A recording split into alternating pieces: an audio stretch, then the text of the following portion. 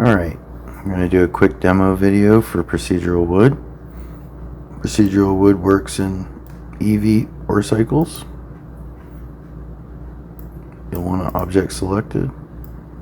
You'll want to go to your shader tab, apply a new material if you haven't. You'll hold Shift A and search for Procedural Wood. It'll pop right up.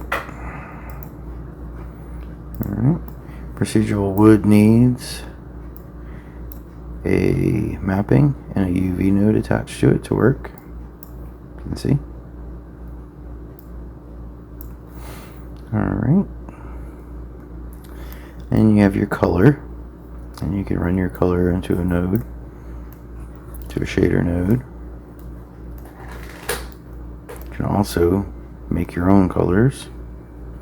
Make your gap color, your edge wear color, your weathering color, if you wanted to.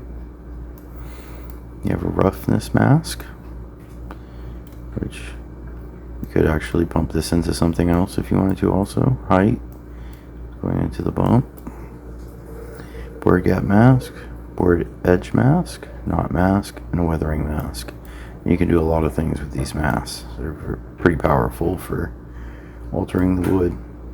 You have board scale, board length, length variation, width variation, staggering, end joints, gap width, edge wear amount, grain scale, grain distortion, ring frequency, ring distortion, ring contrast, knot density, knot size, knot variation, size, knot distortion, knot color variation, knot depth, weathering scale, weathering amount, weather influencing, surface roughness, color variation, height strength, and different seeds. You can change your seeds.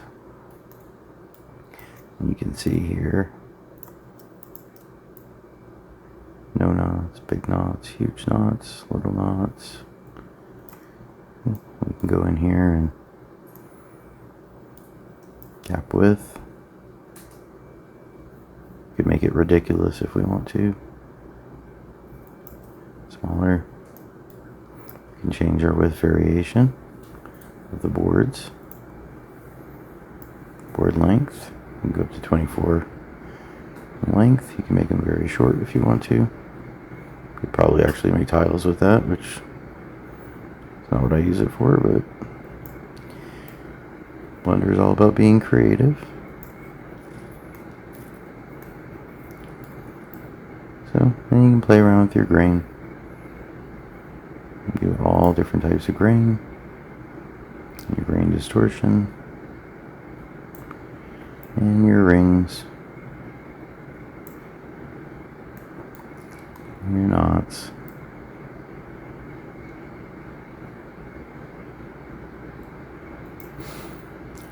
It's nice having the knot variation so they're not all the same size. And you can also do things like put a noise texture into your height on your, let me see what I got going on here.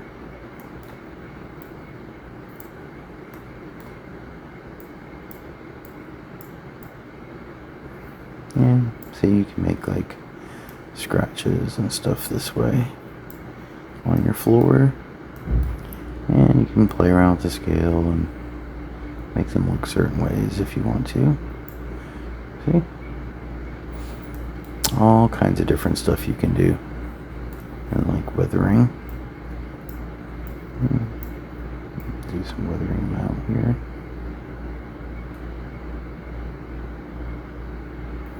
You can add weathering. You can add a lot of weathering if you want to do. But don't forget you have a weathering mask, so you can always use your weathering mask. And you can pump this into a shader of its own.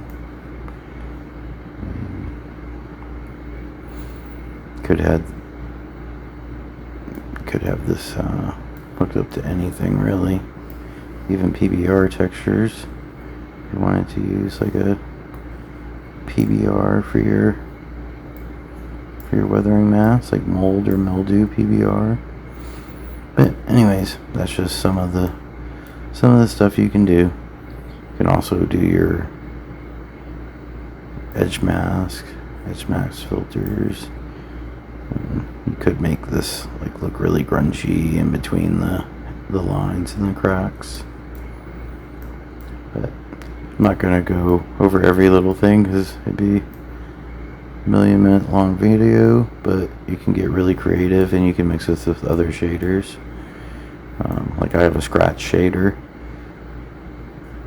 and you could mix that with that, put scratches all over the floor if you wanted to. So really not very limited to what you can do with it.